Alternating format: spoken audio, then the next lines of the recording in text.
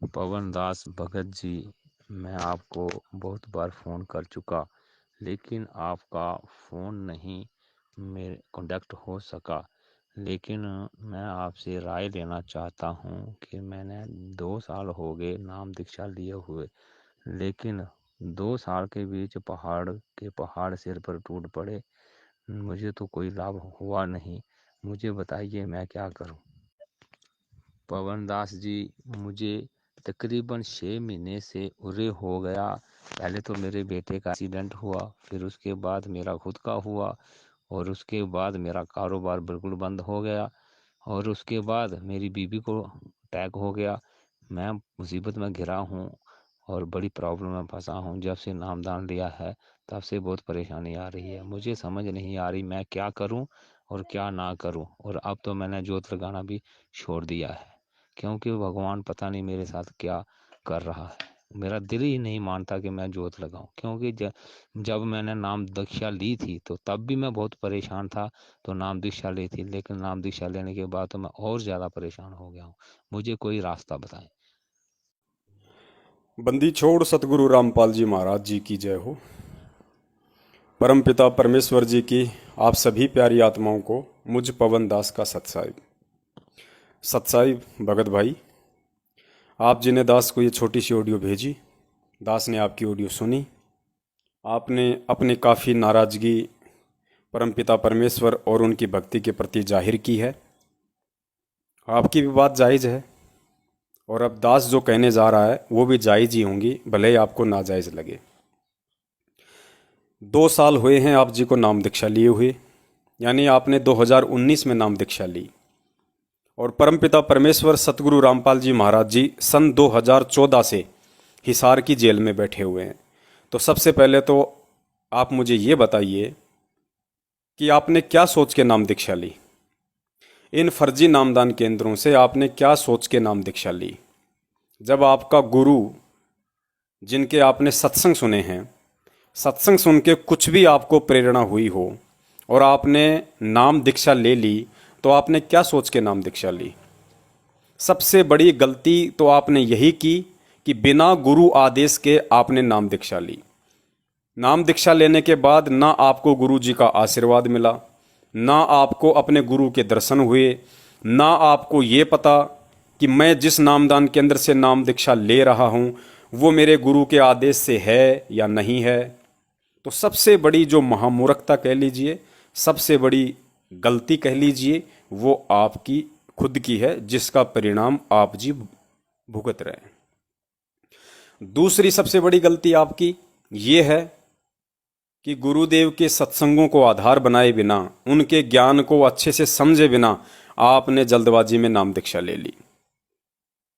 क्योंकि ये जो नाम है परमेश्वर का, ये मोक्षदायक है। ये उसी आत्मा के ऊपर सूट करेगा, ये नाम उसी आत्मा को लाभ और फायदा देगा, उसी आत्मा की रक्षा और सुरक्षा करेगा जो आत्मा इस नाम को अपने सांसारिक लाभ या स्वार्थों के लिए कम और अपने आत्म कल्याण को आधार बना के लेती है। अन्यथा ये नाम उस आत्मा पे बिल्कुल भी काम नहीं करेगा, और आपके साथ में यही हुआ है। आज 2 साल बाद आप जो दिमाग लगा रहे हैं, आपने जो बातें अपनी ऑडियो में कही है, ये बातें अगर आप पहले अपने दिमाग में ले आते, आप कह रहे हो कि इस भक्ति का फिर क्या फ़ायदा है, इस नाम का क्या फ़ायदा हुआ, मैंने तो जोत लगाना छोड़ दिया, मैंने तो भक्ति छोड़ दी। अब इतना सा दिमाग यदि आप नाम दीक्षा लेते समय लगा लेते कि जब मेरा गुरु ही जेल में बैठा है तो मेरे को क्या लाभ देगा, मेरा गुरु ही जेल में बैठा है तो मुझे क्या लाभ देगा, मेरा गुरु मेरे से पहले दुखी है, महादुखी है, जब मेरा गुरु जेल में बैठा है तो मुझे क्या लाभ देगा। तो इतना सा दिमाग यदि आप पहले लगा लेते तो आज आपको अपने कर्म बिगाड़ने का ये मौका नहीं मिलता भगत बनने के बाद। तो हर स्थिति में ये गलती आपकी है। नाम दीक्षा लेने से पहले आपने कोई विचार नहीं किया कि मैं जिस परम संत से नाम दीक्षा लेने जा रहा हूँ वो परम संत कहाँ है, किस आश्रम में है, किस डेरे में है। थोड़ा इंक्वायरी करते तो मालूम पड़ता कि वे जेल में हैं, और आपके अंदर अगर बुद्धि होती तो आप फिर विचार करते कि भाई जेल में क्यों हैं, ऐसा क्या कर दिया उन्होंने, जेल में तो अपराधी लोग जाते हैं, जेल में तो जो गलत काम करते हैं वो लोग जाते हैं, फिर वो जेल में क्यों हैं? तो तहकीकात में जाते, थोड़ा बहुत दिमाग लगाते, तो आप जी तक हमारे ऑडियो वीडियो भी जरूर पहुंचते और आपको सच्चाई का मालूम पड़ता, और आपको वही परमात्मा एक नया मार्ग दिखाता कि मेरे हिसार जेल से बाहर आने तक तूने किस प्रकार से मेरे से और मेरी भक्ति से जुड़ के रहना है। तो ये आपकी अपनी जल्दबाजी और अज्ञानता का ही परिणाम है जो आज आप भुगत रहे हैं। दूसरी चीज इसमें यह है, संत रामपाल जी महाराज जी से नाम दीक्षा लेने के बाद आज आपने अपने विचार 2 साल बाद में व्यक्त कर दिए कि ये नाम दीक्षा लेने के बाद तो मेरे ऊपर ऐसी ऐसी आपत्ति आ गई, ऐसे ऐसे दिक्कत आ गई। और आज से पहले आप जिन भी देवी देवताओं की, भैरव, भूत, ब्रह्मा, विष्णु, महेश की पूजा पाठ कर रहे थे, और उस समय भी आपके ऊपर ये आपत्तियां आ रही थी, सुखी तो आप पहले भी नहीं थे, तो आपने कौन से मंदिर में जाके, कौन से पंडित के पास जाके आपने भगवान को ये शिकायत लगाई थी कि तेरी जोत जलाने के बाद भी, तेरे अगरबत्तियां करने के बाद भी, तेरे नाम के प्रसाद बांटने के बाद भी मेरे ऊपर ये आपत्तियां आ रही हैं? बताइए, आपने किसी मंदिर में जाके उस भगवान के सामने आपने अपनी शिकायत दर्ज की हो? आपने किसी मंदिर में जाके वहाँ के पुजारी को लिखित में या उससे आपने इस तरह की बातें की हो कि जी फायदा क्या इन ब्रह्मा विष्णु महेश को पूजने का, इन पत्थर के देवों को पूजने का? की आपने कभी? नहीं की। तो यहाँ बोलने का भी आपको कोई अधिकार नहीं है। लेकिन यहाँ आप नहीं बोल रहे, आपके ये कर्म खराब करवाने के लिए, आपके कर्म बिगड़वाने के लिए ये काल भगवान बुलवा रहा है। क्यों बुलवा रहा है? आप क्यों बोल रहे हैं? क्यों आप उसके तोते बने हुए हैं? क्योंकि आपने गुरु जी के सत्संगों को नहीं सुना, आपने ज्ञान को आधार नहीं बनाया, जिसके चलते वो काल भगवान आपकी चुटिया पकड़ के और मनमाने तरीके से आपको अपना वाद्य यंत्र बना के जो मर्जी आ रहा है वो बुलवा रहा है, और आप जी बोले जा रहे हैं बिना ये सोचे कि इस परमेश्वर और इस भक्ति के विषय में यदि मैं कोई भी शब्द बोलूंगा तो आगे चल के उसका क्या परिणाम निकलेगा। तो फिलहाल भी आप भगत जी गर्दिश में ही जाते जा रहे हैं। तो ये तो था आपका एक बैकग्राउंड जो आपको समझ में आ गया होगा कि हाँ, मैंने कितनी बड़ी गलती की है, और मुझे 2 साल नाम उपदेश के बाद भी मुझे अपने पूज्य गुरुदेव जी के विषय में ऐसा नहीं बोलना चाहिए था, उनकी भक्ति के विषय में ऐसा नहीं बोलना चाहिए था। उम्मीद करता हूँ आप जी को ये बात समझ में आ गई होगी। अब करते हैं अपन मेन मुद्दे की बात। अगर आपको ज्ञान समझ में आ गया होता, अगर आपको भक्ति समझ में आ गई होती, अगर आपको संत रामपाल जी महाराज जी समझ में आ गए होते, तो आपका यही नाम काम करता जो आपने इन फर्जी नामदान केंद्रों से लिया हुआ है। यही नाम आपका काम करता अगर आपको गुरु समझ में आ गया होता। तो गुरु समझ में आता है ज्ञान से, और ज्ञान से फिर ये मालूम पड़ता कि परमेश्वर जब इस पृथ्वी लोक में आके और स्वयं एक आप और हमारे तरह एक मनुष्य की भूमिका निभाते हुए, और जब 2 बार ऑलरेडी जेल जा चुके हैं, 2006 में क्रोथा कांड हुआ, वो परमात्मा जेल में गया, 2014 में फिर बरवाला कांड हुआ, वो परमात्मा जेल में गया। वो खुद किस स्थिति में बैठा हुआ है, इतना ज्ञान देके, इतना समाधान बता के, चुपचाप कोई विरोध नहीं कर रहा उस काल भगवान से, कोई लड़ाई झगड़ा नहीं कर रहा। आपका गुरु आज किससे शिकायत लगाए? आपका गुरु किससे शिकायत लगाए? आपने तो शिकायत लगा दी, लेकिन आप ये भी तो सोचो कि जो आपका गुरु ऑलरेडी जिन मुसीबतों में हिसार जेल में बैठा हुआ है, क्या उन्होंने कभी एक भगत की भूमिका में, क्योंकि वो भी तो एक भगत की भूमिका में है ना, क्या संत रामपाल जी महाराज जी एक भगत होने के बावजूद जिस भी भगवान की वो पूजा करते हैं उस भूमिका में, दिखावे में, लीलामय रूप में, क्या उन्होंने कभी भी अपने कबीर भगवान को ये शिकायत लगाई? क्या आपने कभी भी उनका ऐसा कोई ऑडियो वीडियो, कोई सत्संग सुना जिसमें संत रामपाल जी महाराज जी ने ये शिकायत लगाई हो कि हे परमात्मा, क्या फायदा तेरी भक्ति का? मैं तो तेरे नाम पे सब कुछ छोड़ छाड़ के, बाल बच्चे, नौकरी तेरे नाम पे निकला, और मैं तो तेरे नाम की महिमा का वर्णन कर रहा था, और मेरे को तो 2006 में जेल में डाल दिया गया, 22 महीने में तो जेल में रह के आया। क्या फायदा तेरी इस नाम का, तेरी इस भक्ति का? क्या फायदा तेरी महिमा का प्रचार करने का, जब तू अपने भक्तों की इतनी सी रक्षा नहीं करता?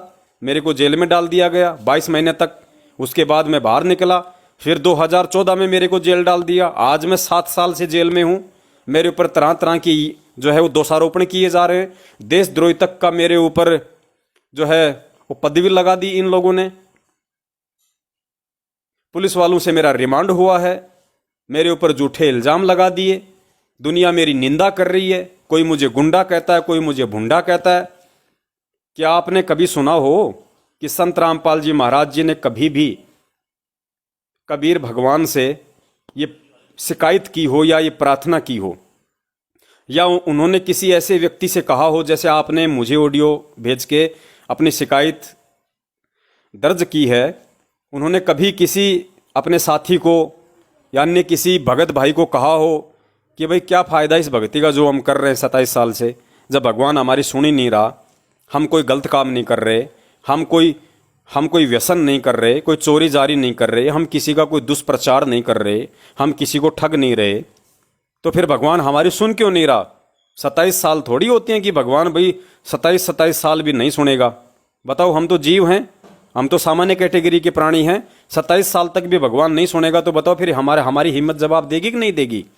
सुना कभी आपने संत रामपाल जी महाराज जी के मुख से ये बातें? लेकिन ये सारी बातें भगत जी आपको उस समय समझ में आती जब आप गुरु जी के सत्संगों को समझते। सत्संगों से फिर आपको गुरु समझ में आता, गुरु से फिर आपको भक्ति समझ में आती, और भक्ति मर्यादा में रह के करते तो आपको उस परमात्मा का मिशन समझ में आता। और फिर आपके दिमाग में ये बातें आती, जब भी काल भगवान आपको तोड़ने का प्रयास करता, वो कोशिश करता आपका एक्सीडेंट करके, या आपके बच्चे का एक्सीडेंट करके, या आपकी पत्नी को बीमार करके, या आपके काम धंधे को ठप करके, जब वो काल भगवान आपको तोड़ने की कोशिश करता तो आपकी आंखों के सामने अपने गुरुदेव का जो एक जीवन लीला है, उन्होंने जिन मुसीबतों में जो संघर्ष किया और जो आज कर रहे हैं, जिन परिस्थितियों में कर रहे हैं, आपकी आंखों के सामने वो चित्रण वो फिल्म की तरह चल पड़ता और आपको हिम्मत मिलती, और साथ में उस परमात्मा की वाणियां आपकी आंखों के सामने घूमती कि नाम सहित बेवतन भला जो दर दर मांगे भीखा, और क्या हुआ छत्र की छाया चाले यो राजपाट धेली का। कि रे मेरे ऊपर तो क्या आपत्ति आ गई, मेरे ऊपर कौन से पहाड़ टूट गए? अरे मेरा बच्चा ही तो एक्सीडेंट हुआ है, कोई बात नहीं, मरा तो नहीं। अरे मैं ही तो एक्सीडेंट हुआ हूं, जिंदा तो हूं, मरा तो नहीं। मेरी पत्नी बीमारी तो हुई है, दुनिया में लाखों करोड़ों लोग बीमार हैं, हॉस्पिटल भरे पड़े हैं, क्या हो गया भाई? मानव शरीर है, 36 प्रकार के जोड़ हैं, 5 तत्व का शरीर है, हाड़ मांस लहू खून गुदा पता नहीं क्या क्या इसके अंदर रोग भरा हुआ है। ये शरीर तो बना ही बीमारी के लिए है। गुरुजी ने कितनी बार कहा कि ये तन विष की बेलड़ी, गुरु अमृत की खान, शीश दिए जो गुरु मिले तो भी सस्ता जान। तो भगत जी आपकी आत्मा को शांति मिलती, आपको धैर्य मिलता, यदि आप सत्संगों को आधार बना के भक्ति मार्ग से जुड़ते तो फिर आपको मालूम पड़ता कि मंसूर ने तो इस परमात्मा और इस भक्ति के लिए अपने हाथ पैर अपनी गर्दन सब कुछ कटवा लिया। ईसा मसीह ने उस परमात्मा की प्राप्ति के लिए वो क्रूस पे चढ़ गया, उसके शरीर में कीलें ठोकी गई। आपको मालूम पड़ता कि मीराबाई ने किन परिस्थितियों में एक औरत होने के बावजूद और राजपूत परिवार में जन्म लेने के बावजूद आज से 600 वर्ष पहले कितना बड़ा उसने संघर्ष किया। आपको हिम्मत मिलती, आपको फिर प्रेरणा मिलती, और आपको मालूम पड़ता, और आप उस परमात्मा के विषय में ऐसी शिकायतें ना करके कि क्या फायदा हुआ मेरे को इस भक्ति से, क्या फायदा हुआ मेरे को, मेरा काम धंधा ठप हो गया, मेरा परिवार उजड़ गया, मेरी पत्नी बीमार हो गई, मैं एक्सीडेंट हो गया, मैंने जोत लगाना छोड़ दिया, मेरी इच्छा ही नहीं करती। अगर ज्ञान होता तो फिर आपको इन चीजों का मालूम पड़ता और आप अपने परमात्मा से ये प्रार्थना करते बजाय शिकायत लगाने के कि हे परमपिता परमेश्वर, मेरे पूज्य गुरुदेव, ये दास आपके ज्ञान को आधार बना के आपसे जुड़ा है, दास आपको पहचान चुका है परमेश्वर। यहां तो बात केवल छोटे से एक्सीडेंट की है, एक छोटी सी एक बीमारी की है। परमात्मा, यदि आप चाहो तो दास के खून का कतरा कतरा अपने चरणों में न्योछावर करवा देना। आप जितने चाहो उतने मर्जी इस दास के ऊपर संकट लाद दो, और परमात्मा मुझे पता है आप अपने बच्चों को कभी संकटों में देखना नहीं चाहते। ये तो मुझ नीच के ही ना जाने कौन से जन्म के, कौन से दुष्कर्म के ये कुकर्म हैं, जिनकी सजा भी आप परमात्मा थोड़ी बहुत उसमें टाल रहे हो। क्योंकि आप ही की वाणी है कि संत शरण में आने से आई टले बला, जय मस्तक में सूली हो व कांटे में टल जा। अगर फांसी टूटनी हो तो परमात्मा आप अपने आप अपने बच्चे को जो है उसका हाथ काट के छोड़ दोगे, उसका पैर कटवा के छोड़ दोगे, ताकि कम से कम उसका जीवन शेष बचा रहे भक्ति के लिए।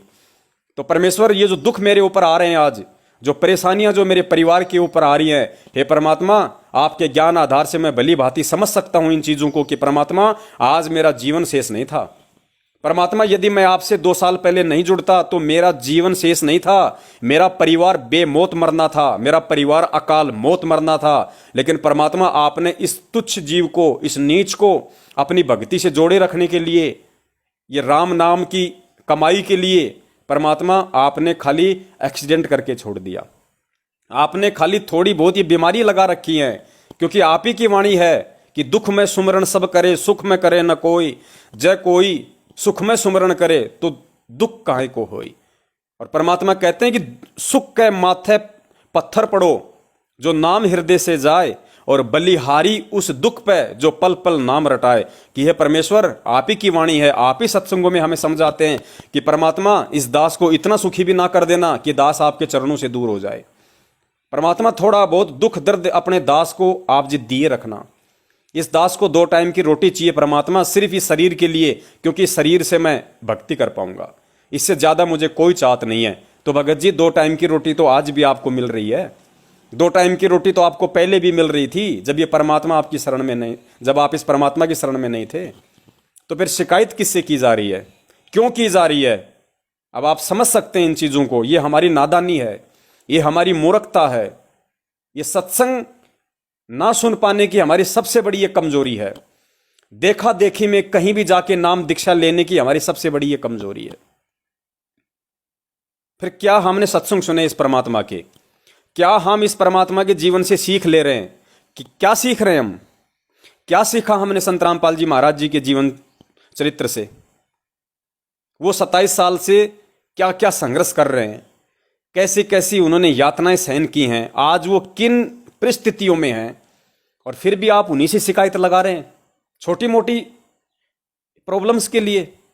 अरे इस भगवान की शरण में आने के बाद तो अगर मर भी जाए तो भी मरते मरते भी परमात्मा से यही प्रार्थना कर, यही हमारी यही प्रार्थना होनी चाहिए कि परमात्मा, ये दास तो धन्य हो गया, ये कोई स्टील की बॉडी तो है नहीं, परमात्मा कोई अमर तो है नहीं जो मैं सदा रहूंगा यहाँ पे। आज नहीं तो परमात्मा 10 साल बाद मरना था, 20 साल बाद मरना था। परमात्मा, तेरे चरणों में आके मरा हूं, तेरे से नाम लेके मरा हूं, तेरे सत्संग सुनते सुनते मैं ये श्वासें छोड़ रहा हूं। परमात्मा, मुझे खुशी है कि कम से कम मुझे अगला जन्म मानव का मिलेगा और किसी भगत के घर में दोगे, और जिन दुखों में आज मैं भक्ति कर रहा हूं, कम से कम ये दुख मेरे से दूर हो जाएंगे और किसी अच्छे परिवार में आप अपनी आत्मा को डालोगे, ताकि आंख खुलते ही सत्साई बोलते हुए मैं ये भक्ति शुरू करूंगा। तो मरते मरते भी इस परमात्मा का शुक्रिया अदा करना चाहिए कि साईं यो मत जानियो, प्रीत घटे मम चित्त, मरूं तो तुम सुमृत मरूं और जीवित सुमरू नित्य। क्यों नित्य नियम पढ़ाते हैं हमें गुरुजी? किस लिए दी थी आपको नाम दीक्षा के समय वो छोटी सी पुस्तक 3 समय की आरती की? वो सत्संगों का मेमोरी कार्ड आपको क्यों दिया था? वो ज्ञान गंगा पुस्तक आपने क्या पढ़ी फिर भगत जी? आज भी अगर इसी भगवान को ये अगर दोष देना था तो, और अब आपने ये साधना छोड़ दी, आपने पूजा पाठ आपने छोड़ दी, अब आगे क्या गारंटी है कि कौन सा भगवान है फिर जो आपको सुखी कर देगा?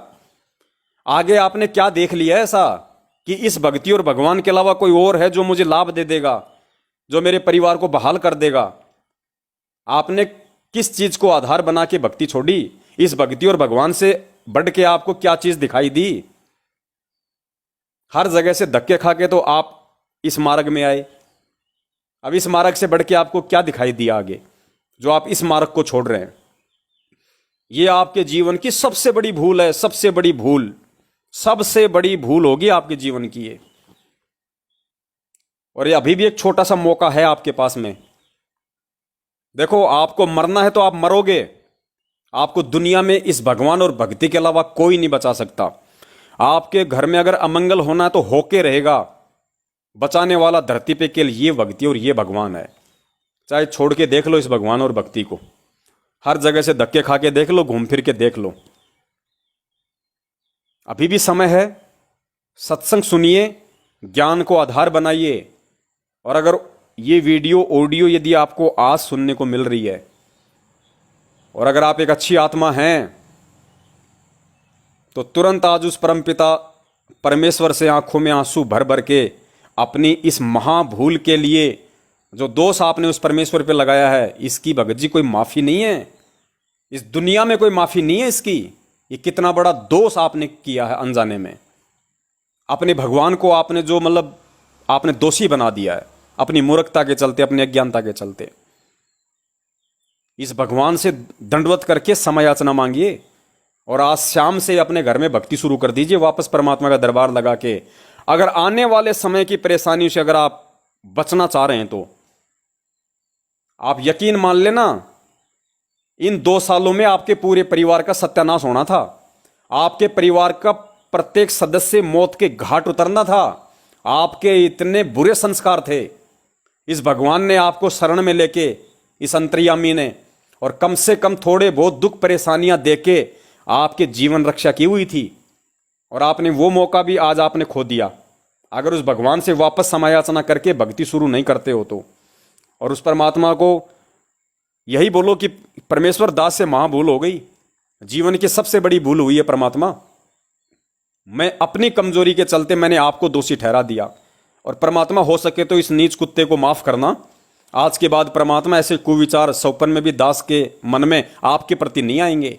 और परमात्मा चाहे जीवो, चाहे आप दास को जीवित रखो, चाहे दास को मौत के घाट उतारो, चाहे इस परिवार में आप जी कोई खुशियां दो, चाहे इस परिवार में दुख ही दुख दो, परमेश्वर तेरे चरणों से दूर नहीं होऊंगा।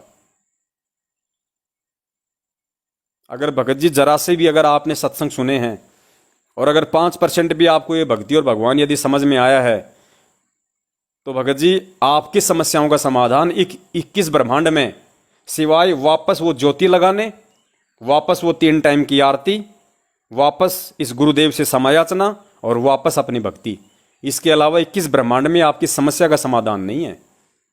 इस परमेश्वर से दूर होके दुख ही दुख मिलेंगे। सुखों की कामना मत करना। आप रेगिस्तान की भयंकर गर्मी में खड़े थे, जहां से उस परमात्मा ने आपको एसी के कमरे में बैठाया, और थोड़ी बहुत देर के लिए अगर आपकी गलती से अगर लाइट चली गई और आपको अगर गर्मी महसूस हो रही है उस कमरे में जिसमें एसी चल रहा था, तो वो भगवान की नादानी नहीं, वो आपकी कमजोरी है। आपने इन 2 वर्षों में कितनी बार आपने गलतियां की होंगी, दास अच्छे से बता सकता है, क्योंकि आपके ज्ञान आधार को देखते हुए, आपके इन लफ्जों को देखते हुए आपने हर घंटे एक नई गलती की है। इन 2 सालों में आपने कोई सैकड़ों गलतियां की हैं। तो परमेश्वर का विधान क्या बोलता है कि अनंत कोटि बाजी जहां मैं रचे सकल ब्रह्मंड, और गरीबदास मैं क्या करूं यो काल करे जीव खंड।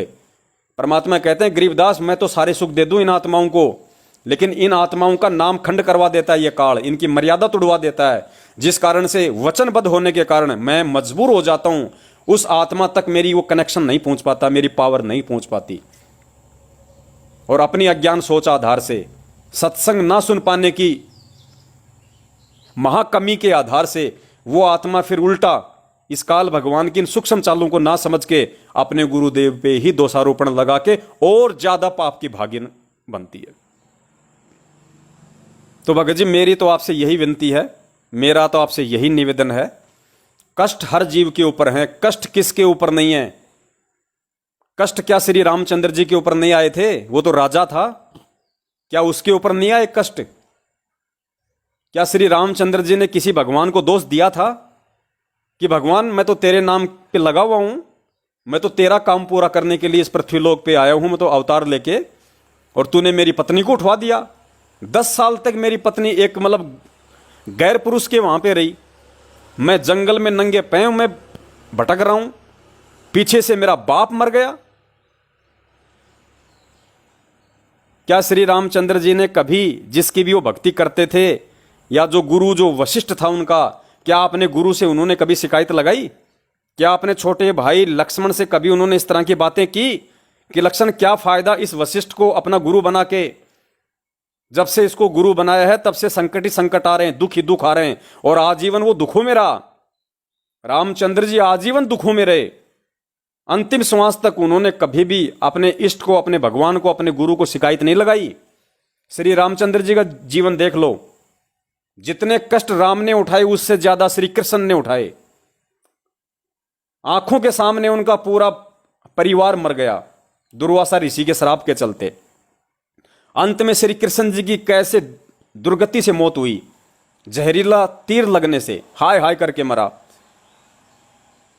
क्या आपने सुना कि कभी उसने पांडवों को कहा हो एंड में कि भाई पांडवों, भक्ति का कोई फायदा नहीं है, भाई कोई भगवान नहीं है दुनिया में, भक्ति का कोई फायदा नहीं है, मत जपो किसी राम का नाम। देखो मेरी क्या हालत हो गई, अरे मैं तो भगवान था, जब मेरी ऐसी हालत होगी तो तुम्हारा क्या होगा। छोड़ दो भक्ति, कोई भगवान नहीं है दुनिया में, सृष्टि ऐसी चल रही है ऊटपटांग तरीके से। सुना आपने कभी किसी साहित्य में, किसी लेख में, किसी वीडियो में कि श्री कृष्ण ने ऐसा कहा उनके ऊपर इतने दुख तकलीफ आने के बाद भी, जिनके बेटा बेटी पत्नी भाई बंधु जवाई सब दुर्वासा ऋषि के श्राप के चलते उनकी आंखों के आगे मर गए? सुना भगत जी कभी? बड़े भाई और कैसे समझाएं फिर? आप जिस लोक में रह रहे हो ये सतलोक नहीं है। सबसे पहले ये बातें अपने दिमाग में बैठा लिया करो नाम दीक्षा लेते समय। आप काल के लोक में हैं, ये दुखालय दुखालय सुखालय नहीं है, दुखों का लोक है ये। और जो गलती हम करके अपने बाप से यहां आए हैं सतलोक से, जो विश्वासघात हमने अपने परम पिता परमेश्वर से किया सतलोक में, उस विश्वासघात की तो इतनी बड़ी सजा है कि परमात्मा ने यहां आना ही नहीं था। लेकिन फिर भी आप और हम जैसे गधों के लिए वो परमात्मा यहां आया। और जब वो परमात्मा यहां आया है तो वो भी जेल में बैठा हुआ है, वो भी यहां के दुखों से, यहां की परेशानियों से, इस काल लोक के विधान से वो भी वंचित नहीं है। वो भी दिखा रहा है यहां पे ये लीला करके, उसको कौन हाथ लगा दे। लेकिन वो जानबूझ के वैसार की छोटी जेल में बैठ के 2-2 बार रिमांड सहन करके, कोई भी पुलिस वाला जिनकी 2 कौड़ी की औकात नहीं वहां पे, मुंह में खा के पान गुटखा 2 बातें गुरुजी को बोल जाता होगा कि और सुना रामपाल क्या हाल है, अब ठीक है ना, आश्रम से बढ़िया है ना, अब क्या क्या बोलते होंगे वहां गुरु को। सोचा कभी आपने ये बातें अपने कभी मस्तिष्क में लाई आपने कि मेरे गुरु के साथ में कैसा बर्ताव किया जा रहा होगा जेल में, उनको एक आम व्यक्ति समझ के।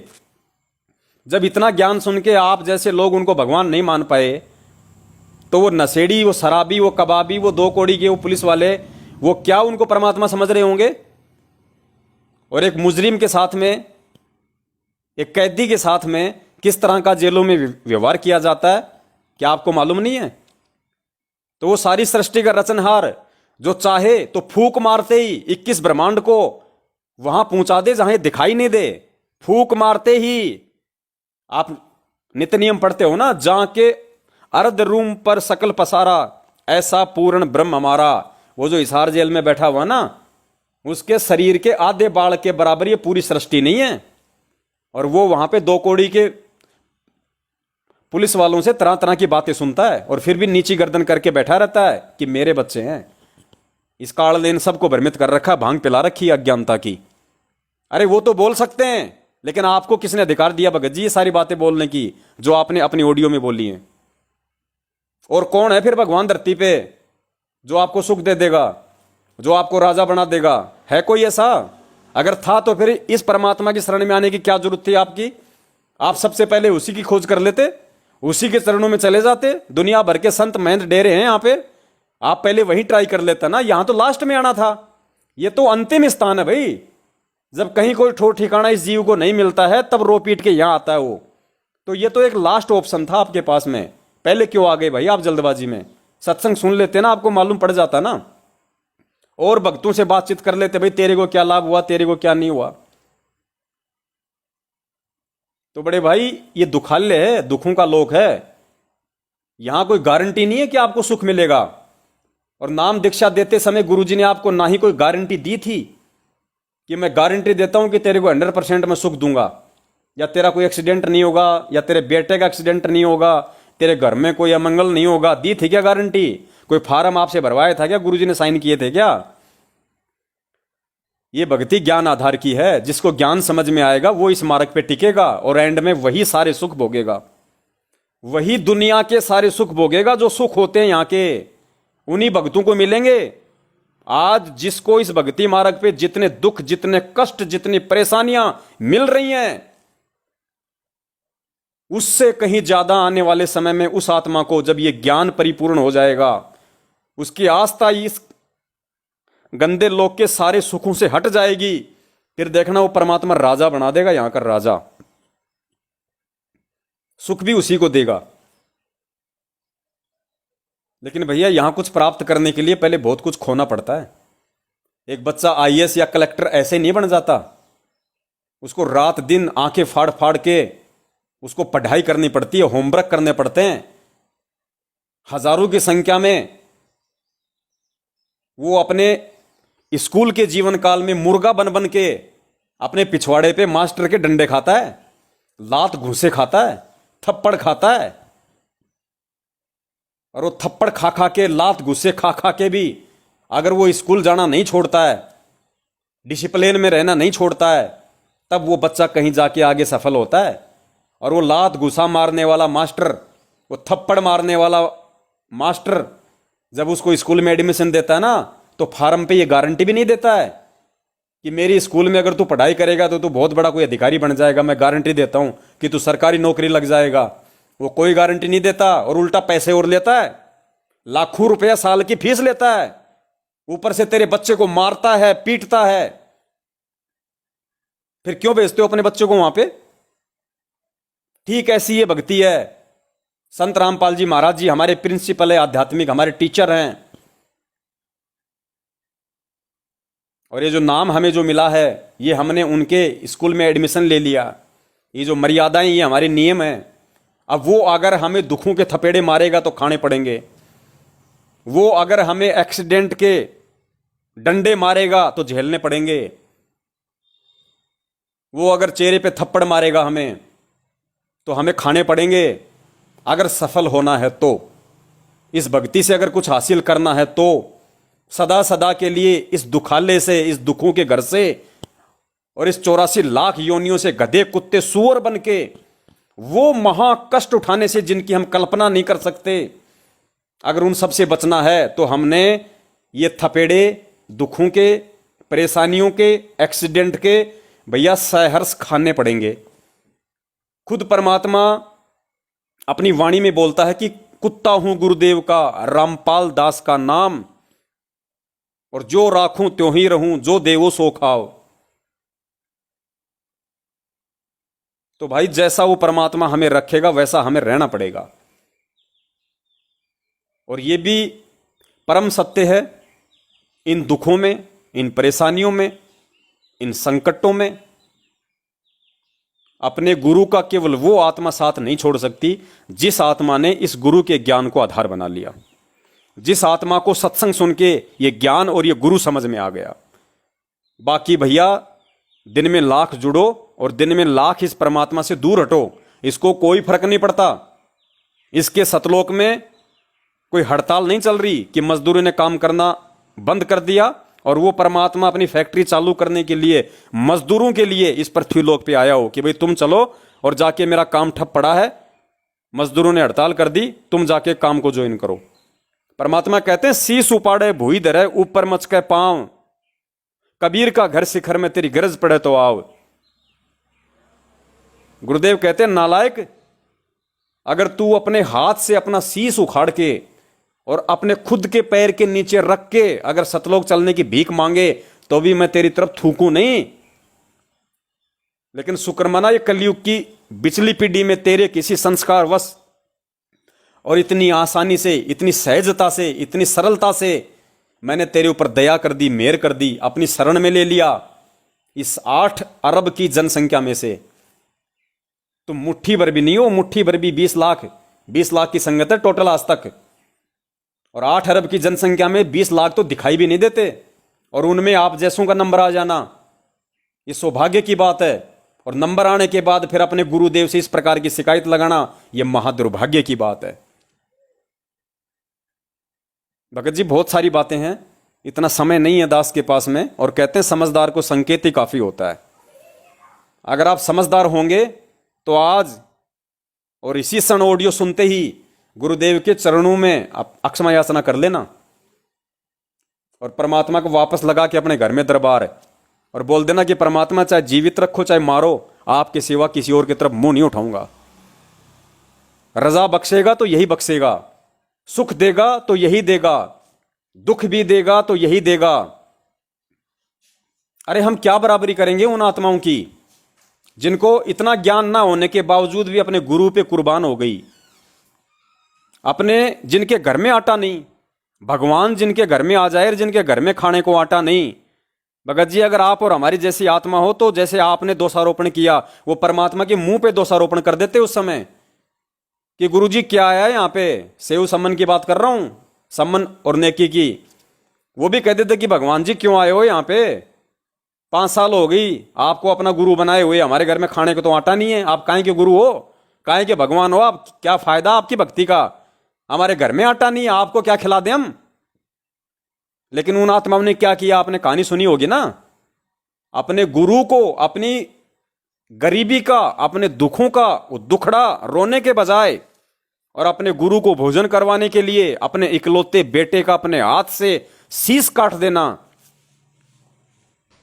आप कर सकते हो ये काम? आपके तो बच्चे का एक्सीडेंट हो गया अपनी गलती के चलते, उसके लिए आप परमात्मा के सामने आप रो रहे हो, आपने उनको दोषी ठहरा दिया, शिकायतें लगा रहे हो। तो सोचिए भगत जी आप और उन आत्माओं में कितना अंतर है, कितना डिफरेंट है। जबकि गुरुजी कहते हैं अगर सतलोक जाना है तो उन आत्माओं से भी बढ़ के आपके अंदर सेवा भाव होना चाहिए, उन आत्माओं से भी ज्यादा बढ़ के आपके अंदर दृढ़ता होनी चाहिए, अपने गुरु जी के प्रति विश्वास होना चाहिए, श्रद्धा होनी चाहिए, तब जाके सतलोक का नंबर आएगा। और उन आत्माओं ने जब इतनी दृढ़ता दिखाई तो गुरुजी ने क्या कहा, सेऊ और उसकी मां को तो परमात्मा ने पार कर दिया, और जो संबंध था जिसने इतनी बड़ी कुर्बानी दी, परमात्मा ने उसी जन्म में, जिसके घर में खाने को दाने नहीं थे, उसको दिल्ली का 1 नंबर का सेठ बना दिया, 1 नंबर का सेठ। परमात्मा ने किसी को पैसा देने के लिए उसको नौकरी लगाने की जरूरत नहीं है। जिस झोपड़ी में वो रहता था परमात्मा ने उसी झोपड़ी के नीचे हीरे मोती लाल की खान जब खुदाई की तो हीरे मोती लाल मिले उसको वहां पे। और फिर अगले जन्म में उसी सम्मन को नौशेरवा का बादशाह, जिसके 80 गंज सोना था, 80 गंज खजाना, फिर उससे अगले जन्म में उसी सम्मन को इराक में बलक बुखारे का बादशाह बना दिया, अब्राहिम सुल्तान। क्यों बना वो इतना सब कुछ, इतनी धन संपदा? बलक बुखारे का बादशाह के जीवन में जब वो था तो गुरुजी कहते कि देवताओं का राजा इंद्र भी उसकी शानो शौकत को देख के नीची गर्दन कर लेता था कि इतने ठाट बाट तो मेरे भी नहीं जो बलक बुखारे के बादशाह के हैं। वो उस कुर्बानी के चलते जो उसने अपने हाथ से अपने गुरुदेव की सेवा के लिए अपने इकलौते पुत्र का शीश काट दिया था, क्या आप वो कर सकते हैं? आज आपका बेटा एक्सीडेंट हो गया, आपने गुरुजी को इतनी शिकायतें कर दी, आपने भगवान और भक्ति को ही गलत साबित कर दिया, आपने जोत लगाना छोड़ दी कि मेरा तो मन नहीं लग रहा।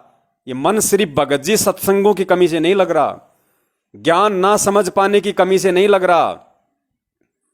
2 साल हो गई आपको नाम दीक्षा लिए हुए, चलो मानते हैं 6 महीने तक आपको नहीं पता चला होगा क्या सही है क्या गलत है, लेकिन ऐसा नहीं हो सकता इस वैज्ञानिक युग में, इस मोबाइल के युग में, कि 6 महीने के बाद में आपको हम सत्सेवकों के बारे में मालूम ही नहीं पड़ा कि हम लोग क्या भोग रहे हैं, हम क्या बता रहे हैं। कि इन काल एजेंट सतलोक आश्रम मैनेजमेंट हरियाणा वालों का साथ छोड़ो, इनको दान धर्म देना बंद करो, इनके किसी भी फर्जी आदेश को मानना बंद करो अगर अपनी और अपने परिवार की सलामती चाहते हो तो भगत जी इस भक्ति और भगवान के अलावा चाहे कहीं चले जाना, अगर आपकी इच्छा हो तो कोई रोकने वाला नहीं आपको, और कहीं दुनिया में कोई सहारा नहीं है।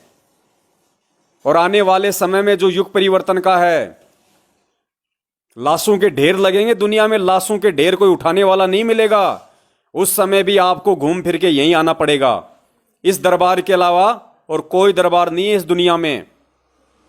परमेश्वर कहते हैं द्वार धनी के पड़ा रहे चाहे धक्के धनी के खाए, 100 काल झकझोल ही पर द्वार छोड़ना जाए। ये द्वार हर कीमत पे छोड़ना नहीं है। अगर आप भगत हो तो, अगर आपको ज्ञान समझ में आया है तो इस परमात्मा के चरणों के अलावा दुनिया में कहीं कोई सुख शांति नहीं मिलने वाली आने वाले समय में। आज ये जितने भी लोग जो अपनी नादानी के चलते दूसरे संत और पंथों में जा रहे हैं, अपनी नादानी के चलते और मैनेजमेंट के कुकर्मों का दोष उस परमात्मा के सिर पे रखते हुए जो इस भक्ति मार्ग को छोड़ रहे हैं, युग परिवर्तन के समय में जब इनके सिर पे काड़ नंगा नाच खेलेगा, तलवार लटकी दिखाई देगी इनको, ये वापस दौड़ के इधर ही आएंगे, इधर ही।